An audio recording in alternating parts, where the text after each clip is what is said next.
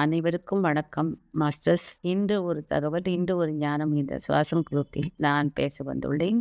இன்று நாம் பேச வந்திருப்பது என்னவென்றால், ஜோசப் மர்ஃபின்னு ஒரு பிரபல அமெரிக்க எழுத்தாளர். உளவியல் துறையில அவர் பிரபலமானவர். அவர் சின்ன வயசுல அவங்க அம்மா அவர் என்ன சொல்லி வளர்த்திருக்காங்கன்னா, உன்னை சுத்தி ஒரு தேவதை உன்னை கண்காணிச்சுக்கினே இருக்காடா, அவ உனக்கு ஒத்தாசை செய்வா. அந்த தேவதையை நீ உனக்கு பிரச்சனை வரும்போது சொல்லி உதவி கேட்டா அவ செய்வா. அவகிட்ட நீ எல்லாத்தையும் சொல்லிக்கலாம் அப்படின்னு ஒரு தன்னம்பிக்கை வளர்க்குற ஒரு வார்த்தையை சொல்லி அந்த குழந்தைக்கு ஏதோ ஒரு ரோல் மாடலா அவங்க இருந்திருக்காங்க.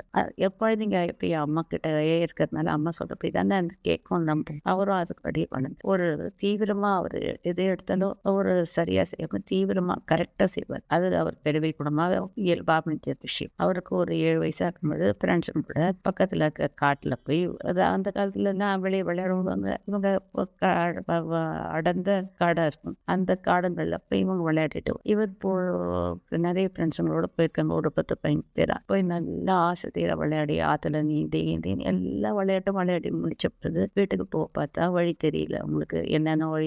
நிறைய ஃப்ரெண்ட்ஸுங்க பசி வந்துருச்சு, அழுதுங்கன்னா நாங்கள் எங்கள் அம்மா கிட்ட போகிறோம். வழி தெரியாத பதி இருடான்றாரு அவரு. யாரும் ஒத்து வராம இவர் கூட ஒரு 5-6 பேர் மட்டும் நின்று மீறி பேர்லாம் நாங்கள் இந்த வழி அப்புறம் அந்த வழி அப்புறம் ஆள் அழகு போனவங்க திரும்பி வர காணும். இவர் என்ன பண்ணாரு, அவங்க அம்மா சொன்னது நினைவுக்கு வருவார். அவர் அதை உபயோகப்படுத்தி அந்த தேவதையை வேண்டினார். உள்ளன்பா அவர் செய்யவே அவருக்கு ஒன்று தோணுச்சு. வேடம் ஒருத்தன் வந்தான் அந்த வழியா.